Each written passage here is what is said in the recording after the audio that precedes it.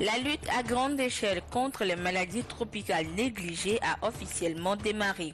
Pour près d'un mois, dans toutes les régions sanitaires du pays, un traitement de masse est organisé avec distribution d'albendazole et autres antiparasitaires. Et puis l'Europe a été célébrée hier 9 mai, une occasion de mettre en valeur les atouts de la coopération entre l'Union européenne et l'Afrique et surtout le Togo qui bénéficie de plusieurs millions d'euros d'aide de la part de ce partenaire pour le développement. Voilà pour les grandes articulations de cette édition. À toutes et à tous, bonsoir et merci de nous rejoindre pour le 20h sur la télévision togolaise. D'abord, le président de l'Assemblée nationale Dama Dramani a reçu en audience ce matin l'ambassadeur de France au Togo, Marc Fombostier. Et celui-ci est allé finaliser la visite prochaine dans notre pays du ministre français chargé des relations avec les parlements. Ils ont ensemble abordé les questions de partenariat institutionnel qui seront justement examinées au cours de la visite. D'autres sujets concernant la coopération bilatérale entre la France et le Togo ont été également abordés par le président du Parlement et le diplomate français que nous écoutons à la sortie de l'audience au micro de Arnaud Kilé. Je suis venu faire une visite amicale au président de l'Assemblée nationale pour d'abord nous réjouir ensemble des liens, des relations de coopération entre la France et le Togo qui sont excellentes. Nous avons parlé aussi de la visite de M. Valini, le secrétaire d'État chargé du développement et de la francophonie qui est venu récemment. Et apparemment, c'est une visite qui a été très bien perçue de part et d'autre.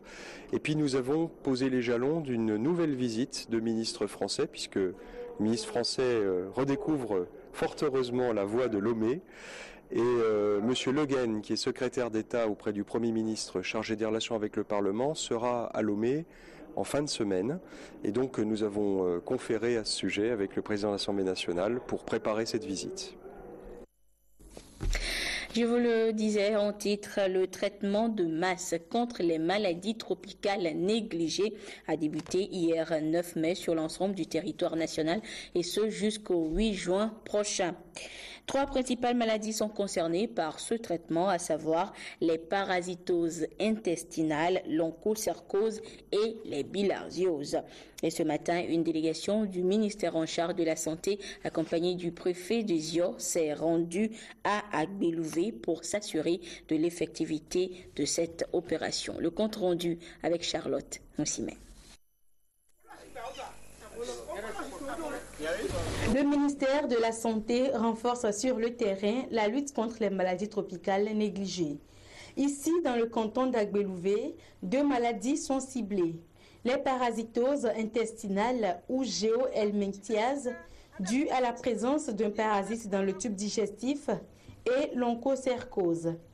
Plus de 10 000 agents de santé communautaires sont mis à contribution pour gagner le pari. Stratégie de communication, le porte-à-porte. Il faut prendre toujours les produits, protéger les enfants, c'est-à-dire les habiller et tout ça là. Se laver la main, après avoir mangé ou avant de manger. Les femmes enceintes ne prennent pas les produits. Les malades graves. Première autorité locale, le chef du village Atiho n'a pas dérobé à la règle. Il salue d'ailleurs l'initiative. Dans le temps, tant de maladies qui occupaient le milieu nous gênent. Et aujourd'hui, le ministère de la Santé a pris sur lui de faire quelque chose au nom du gouvernement. C'est vraiment une appréciation. C'est depuis 2010 que le traitement de masse contre les maladies tropicales négligées est organisé dans les régions sanitaires du Togo, et ce, chaque année. Le ministère de la Santé bénéficie de l'appui de ses partenaires. On a eu comme résultat la réduction des géohelminthiases de 33% à 11,6% et la réduction des schistosomiases de 23% à 5% en 2015. Par rapport à ce qui concerne l'onchocercose, le Togo veut passer de la stratégie de contrôle à la stratégie d'élimination d'ici 2020. compte tenu du fait que l'environnement n'a pas changé, nous devons intensifier le traitement de masse pour maintenir les acquis que nous avons jusqu'à présent. La délégation ministérielle a effectué le déplacement ce jour sur Agbelouvé pour s'assurer de l'effectivité de la campagne. L'albendazole est administré aux enfants dont l'âge est compris entre 5 et 14 ans, et ceci pour les protéger contre les parasitoses intestinales. L'ivermectine et le praziquantel au sujet de 5 ans et plus pour prévenir l'onchocercose et la schistosomiase. Nous avons vu vraiment le dynamisme des ASC que nous employons sur le terrain et aussi l'enthousiasme et la réceptivité de la communauté qui vraiment ont apprécié le traitement que nous faisons. La campagne de cette année a démarré le 9 mai dernier et prendra fin le 8 juin prochain. Santé encore avec l'immersion de cette édition au Centre de santé mentale Paul-Louis René de Kégué à Lomé, une unité de prise en charge des personnes souffrant de déficience mentale, mais pas seulement. Visite guidée avec Silver Abdou. Par ce dispositif, cet assistant médical arrive à contrôler le fonctionnement des activités cérébrales de ce patient. Une technique pour vérifier sa santé mentale et son état physique. Nous sommes au centre de santé mentale Paul-Louis René de Kégué. C'est une unité de prise en charge des patients présentant des troubles mentaux. On peut voir un changement dans le comportement, dans les habitudes de la personne. Peut-être quelqu'un qui était très épanoui, à un moment donné, on commence par le voir, il s'enferme dans la chambre. Peut-être il dit je n'arrive plus à dormir, il y a l'insomnie qui est capitale dans les pathologies mentales. Parce que ça commence peut-être par s'aggraver un tout petit peu, c'est là que peut-être les propos change, il n'y a plus de cohérence dans les propos, la personne va commencer par raconter un peu, pas mélanger les choses. Peut-être tantôt, quand on lui pose des questions, il répond très bien. Tantôt, on sent que non, il y a quelque chose qui ne va pas. Une fois le mal diagnostiqué, le patient bénéficie sur place des soins et d'un accompagnement hospitalier pour sa stabilisation. Depuis sa création en 2013, plus de 1300 cas psychiatriques ont été enregistrés, dont 126 cas liés à la consommation de la drogue et bien d'autres substances. Nous sommes admis ici, ça fait 2 semaines, avec mon ami qui souffrait de mal mental. Mais bon, actuellement, je pense que depuis que nous sommes là avec la prise en charge de toute l'équipe du centre, je pense que sa santé s'améliore tout doucement. Et d'ici 2 semaines, il pourra bien rentrer dans ses facultés et tout. Et tous les patients qui viennent dans le centre bénéficient automatiquement d'une prise en charge holistique. Ce que nous appelons prise en charge holistique, c'est qu'il est vu à plusieurs niveaux. Il est reçu en consultation en médecine générale afin de dépister toute affection organique ou physique pouvant entraîner sa maladie mentale. Et là, des examens paracliniques sont demandés pour pouvoir diagnostiquer le mal d'avance. Et après, il est envoyé vers un spécialiste, la psychologue, en premier lieu, pour pouvoir orienter encore plus le diagnostic et, si possible, ou s'il y a besoin, vers un psychiatre. Au sein de cette unité, un service de réinsertion sociale. Il s'occupe des malades stabilisés ou guéris à travers des activités manuelles pour faciliter leur réadaptation et leur insertion socio-professionnelle. Le perlage en est une parfaite illustration. Nous apprenons à nos patients de confectionner les perles et d'autres activités de bricolage. Ils ont confectionné les perles, ils viennent les mercredis. Chaque mercredi matin, ils sont là de 8h à midi. L'unité est un centre confessionnel catholique créé par les sœurs hospitalières Notre-Dame de la Compassion pour assister les personnes ayant des déficits sur le plan mental.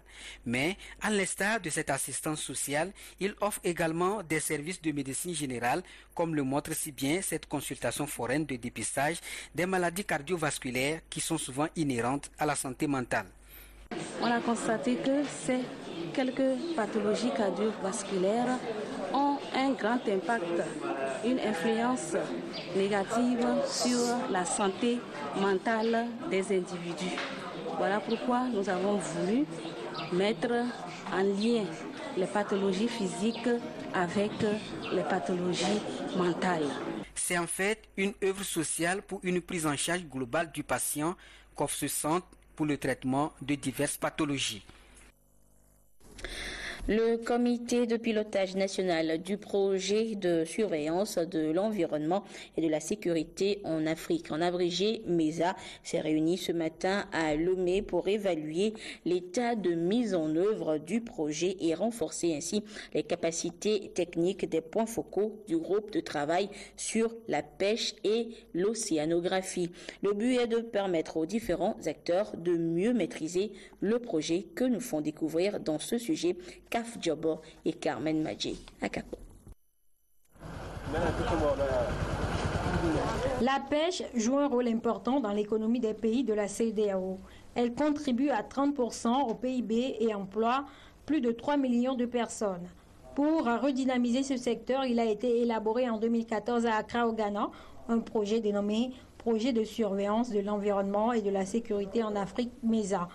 Pour son exécution, un comité de pilotage et un groupe de travail ont été mis en place au plan national.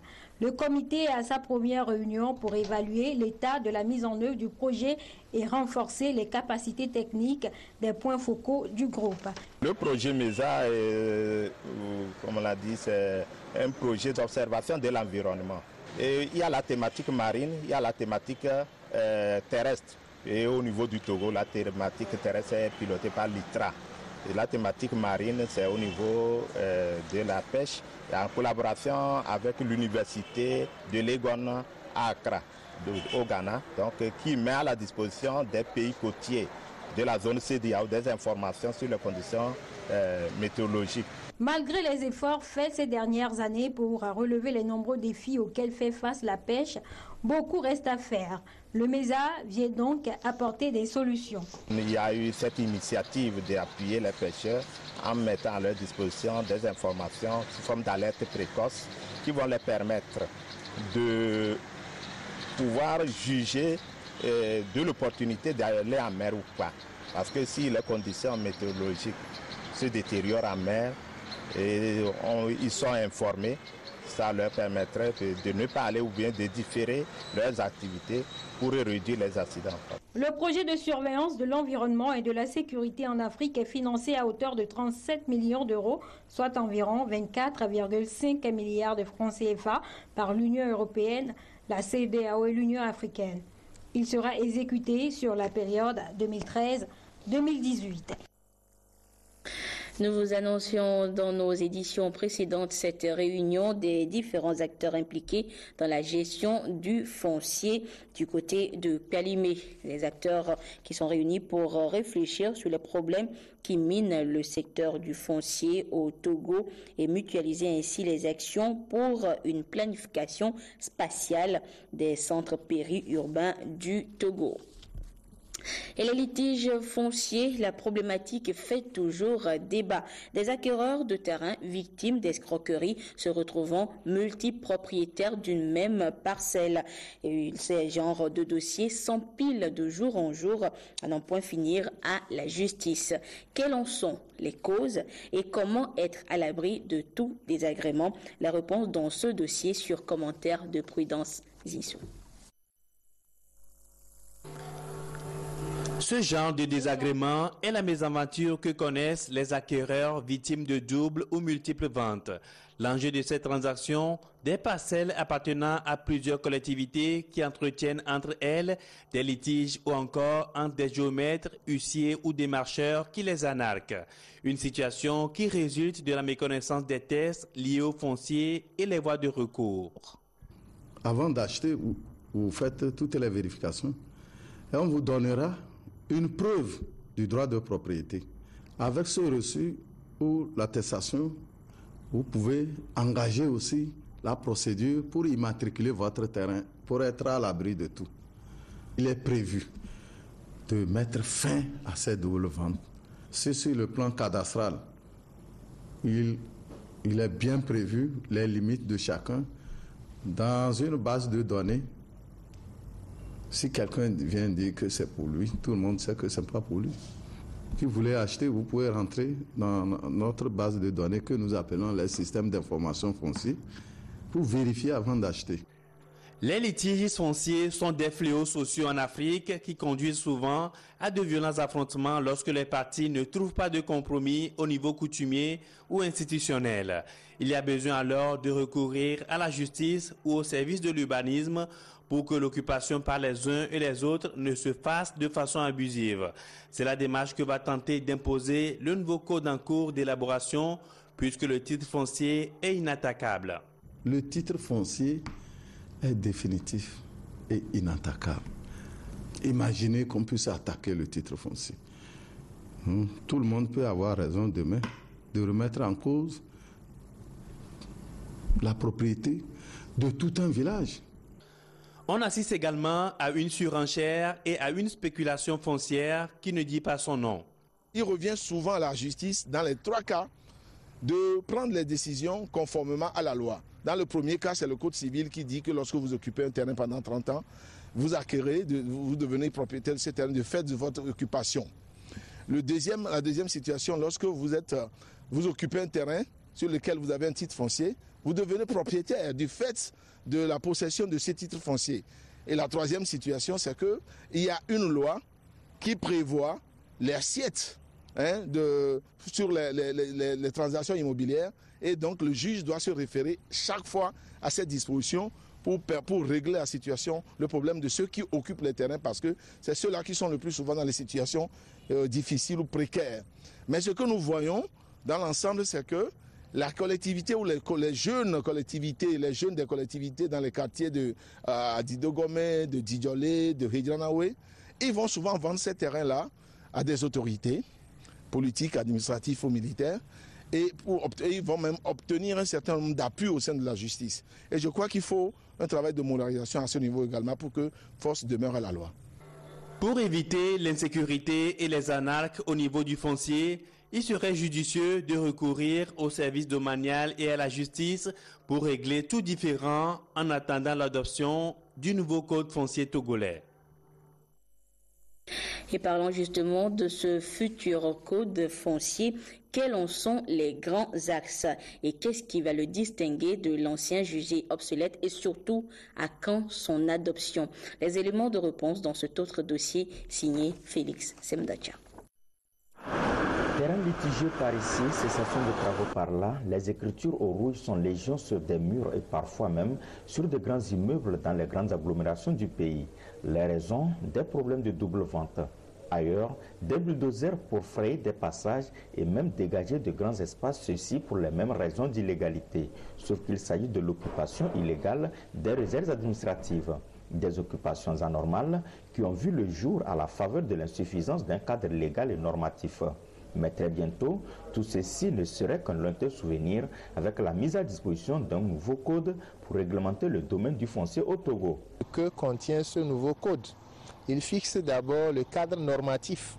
Quelles sont les normes maintenant à appliquer au foncier, puisque vous savez que c'est ça qui crée des problèmes. Les nouvelles normes à appliquer au foncier pour éviter les dérapages.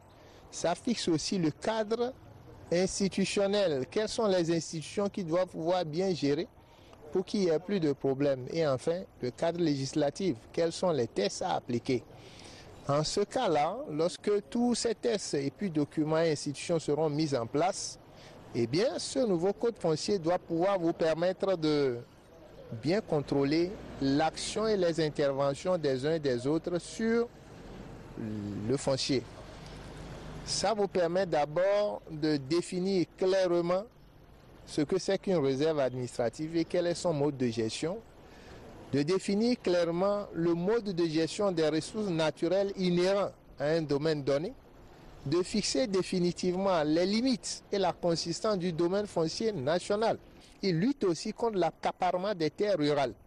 Il définit donc des mécanismes pour lutter contre ça. Et également, ce nouveau code-là permet de créer des associations foncières qui permettent donc de valoriser la terre. Contrairement au précédent texte en vigueur dans le pays, ce sera un document qui présentera bien des gages pour toutes les parties. L'ancien code fixe les procédures à adopter pour avoir un titre foncier qu'il considère comme point de départ de tout droit de propriété. Mais la procédure est tellement longue que vous-même, vous vous en plaignez tous les jours, puisque c'est vous-même qui allez faire les démarches, d'abord auprès du propriétaire terrien, auprès des géomètres, ensuite auprès de l'État. Ce nouveau code demande à l'État plutôt de prendre les initiatives et de présenter ça au propriétaire. Est-ce que vous voyez? Donc c'est un partenariat public-privé que l'État est en train d'initier pour accélérer les choses. Ça, c'est la première différence. Deuxième différence, l'ancien code foncier ou bien l'ancien décret qui sert de code foncier ne donne pas la consistance du domaine foncier national. C'est-à-dire les endroits où l'État a des prérogatives fixes là et qu'aucun individu ne peut rentrer si l'État ne l'autorise. On ne connaît pas les contours. Le foncier, domaine sensible, domaine qui donne du fil à retordre à plus d'un. En l'occurrence, l'autorité publique qui se voit quelquefois défiée par des citoyens. La mise à disposition de ce nouveau code va certainement mettre fin à nombre de conflits et contribuer à une meilleure construction de nos villes et de notre cadre de vie.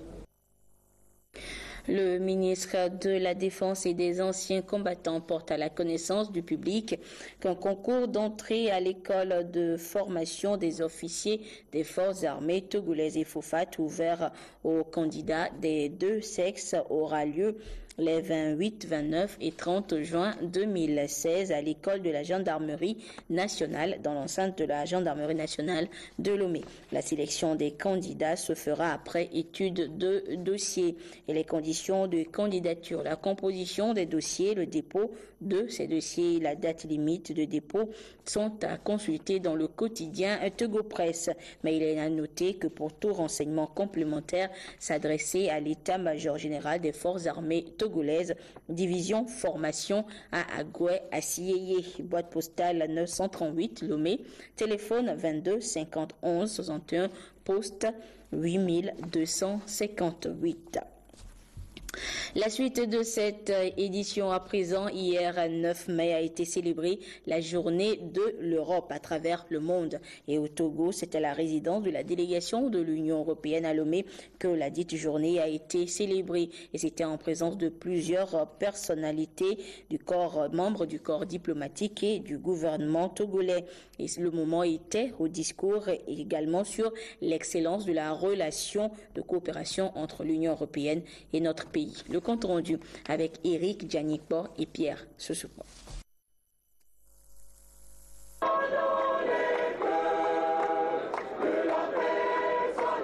Journée de l'Europe à la résidence de l'Union européenne au Togo. Dans une sobriété, l'événement est célébré autour d'un cocktail. Parmi les convives de Nicolas Berlinga Martinez, des ambassadeurs et consuls accrédités au Togo, mais aussi membres du gouvernement. Et comme l'occasion s'y prête, les valeurs qui sous-tendent la naissance de l'Union européenne selon l'esprit des pères fondateurs, à l'instar de Schuman, ont été revisitées.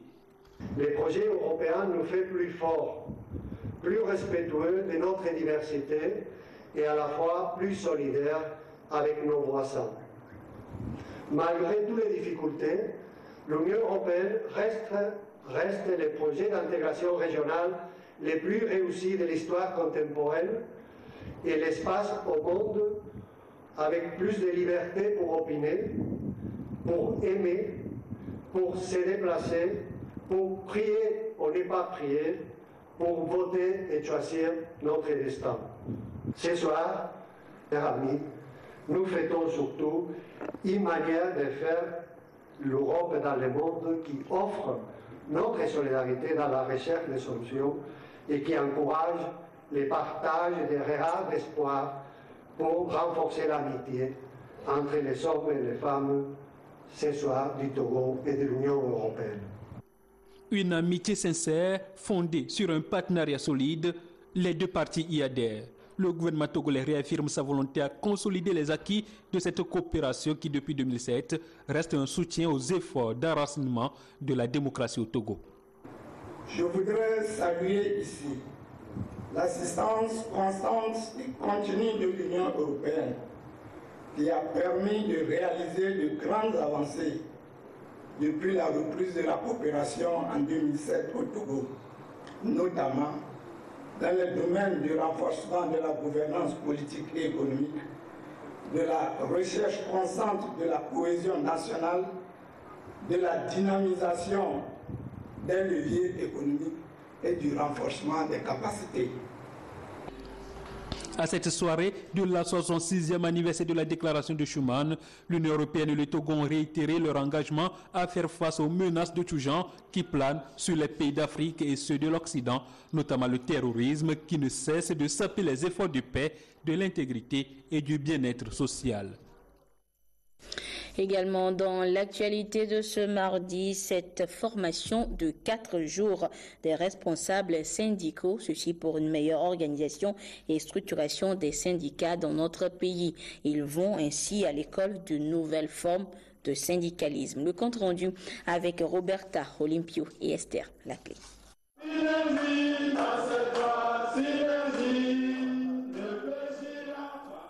Les responsables syndicaux à l'école de l'organisation et de la structuration d'une centrale syndicale. La STT Synergie des travailleurs du Togo veut à travers cette rencontre améliorer ses prestations. Cette formation, nous l'avons voulu pour les membres du conseil de la STT, auxquels s'associent des membres des centrales syndicales, afin que nous puissions ensemble explorer nos organisations, les méthodes et les modèles que nous avons choisis et voir comment rendre plus efficaces les actions que nous entreprenons en faveur des travailleurs.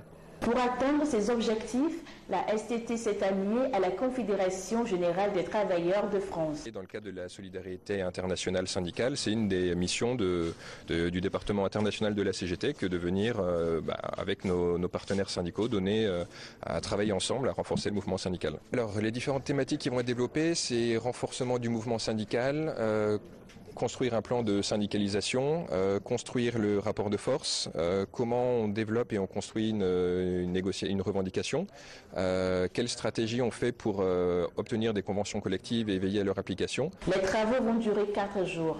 À terme, les leaders syndicaux seront plus à même de mener efficacement leurs tâches, celle d'améliorer le quotidien et les conditions de vie des travailleurs. La direction centrale de la police judiciaire a interpellé le dimanche 1er mai dernier 2 individus présumés membres d'un réseau de braqueurs. Interpellés sur renseignement, la perquisition à leur domicile a permis de retrouver dans leur cours 3 motos à l'état neuf. Le récit des faits avec Louis Cassi et Esther Laclé. Ces derniers temps, la ville de Lomé et ses environs connaissent une recrudescence de cas de vol de moto à main armée. Suite à plusieurs plaintes enregistrées par les services de police et les investigations menées par la direction centrale de la police judiciaire, 2 individus membres de ces réseaux de braqueurs ont été interpellés dans la nuit du 1er mai dernier. Il s'agit des présumés Yannick Drevo et Yao Afonsounoudi, tous 2 Togolais et résidents à Adakbami. Une perquisition effectuée à leur domicile a permis de retrouver 3 motos à l'état neuf. Ces 2 individus ont été interpellés à leur domicile sur renseignement alors qu'ils venaient d'arriver d'une opération de braquage. La perquisition qui s'en est suivie a permis de retrouver dans la cour de leur maison 3 motos de marque Haoju à l'état neuf, un couteau poignard, une caisse de moto, des rétroviseurs de moto Haoju, un casque, un antivol, des cartes SIM, des porte-monnaies, des joints de cannabis et divers autres objets provenant de braquages antérieurs. De leurs auditions, il ressort que les nuits, ces individus sillonnent les artères de la ville de Lomé à la recherche de leur proie. Dès qu'ils identifient une potentielle victime, celle-ci est discrètement suivie jusqu'à un endroit obscur non animé. Ils se portent à hauteur de la victime et la déséquilibrent à coups de pied. Une fois la victime à terre, sous la menace de leur couteau poignard, ils lui arrachent sa moto et autres biens. Ces deux individus sont bien connus des services de police pour avoir fait plusieurs fois la prison pour des faits similaires. La population est appelée à plus de vigilance et à collaborer davantage avec les forces de l'ordre pour démanteler ces réseaux de braqueurs et de malfaiteurs. Plus que quelques jours avant le démarrage des épreuves écrites du baccalauréat, première partie communément appelée probatoire. Pour cette phase terminale, l'heure est au dernier réglage. Cours de rattrapage par-ci, séance de révision par-là. Une de nos équipes de reportage a rencontré certains candidats et leurs professeurs au lycée de Tocoin qui expliquent comment ils vivent cette période de sorte de mise au vert. C'est un dossier signé Serge Tastom, Viviane Souvi, présenté par Carmen Madji Akako. Dernier virage pour les candidats à l'examen du baccalauréat première partie Bac 1. Juste une semaine pour se préparer à affronter les épreuves qui se dérouleront du 17 au 21 mai 2016. Ici, dans l'enceinte du lycée de Tocoin, les apprenants font les derniers réglages. Dans les matières, je vois que la SPT me gêne moi un peu, mais par rapport à mon effort, ça va déjà. Je crois qu'à l'examen, je peux mieux faire. Je n'arrivais pas à faire l'allemand et la mathématique, en plus la SVT. Mais maintenant, je crois que ça va dans la mathématique, la SVT, mais il reste un peu allemand. Maintenant, je suis là pour affronter le défi et c'est ça qui importe. Je suis assez prête pour affronter les épreuves quand même, mais je suis un peu stressée par rapport à comme l'examen est proche là, on doit être stressé. Les enseignants de leur côté ont tout mis en œuvre pour achever le programme de l'année. Tous les chapitres ont été parcourus dans leur ensemble. Également, des cours de rattrapage de mise à niveau sont programmés pour accompagner les candidats. La chance pour cette année, c'est qu'il n'y avait pas de grève. Ce sont les grèves qui font que nous avons des problèmes pour finir nos programmes. Les enseignants sont mis à la tâche et nous avons fait le meilleur de nous-mêmes. Et au cours de la réunion, on nous a encouragés à regrouper même les élèves qui ne sont pas nos élèves et à leur expliquer les chapitres qui n'ont pas bien maîtrisé au cours de l'année. Nous avons fait de notre mieux, nous en tant qu'enseignants, nous avons fait de notre mieux. Eux aussi, vers la fin, on constate que la plupart d'entre eux commencent à s'assagir. Et bon, les lacunes, nous ne pouvons pas dire que nous les avons totalement éradiquées, mais nous sommes dans l'espoir, ça va aller. C'est relativement une période déterminante pour les retardataires pour bien affronter les épreuves. Les révisions, tard dans la nuit, sont déconseillées, histoire de donner beaucoup plus de chance à la santé avant le jour J.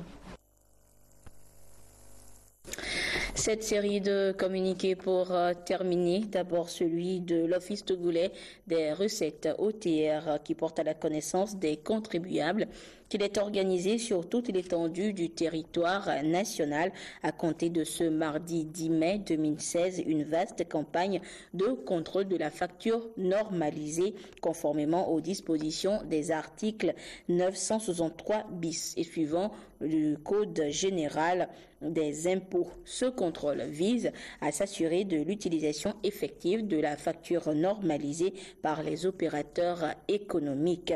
À cet effet, il est demandé à toutes les entreprises qui seront visitées de réserver un bon accueil aux équipes de contrôle.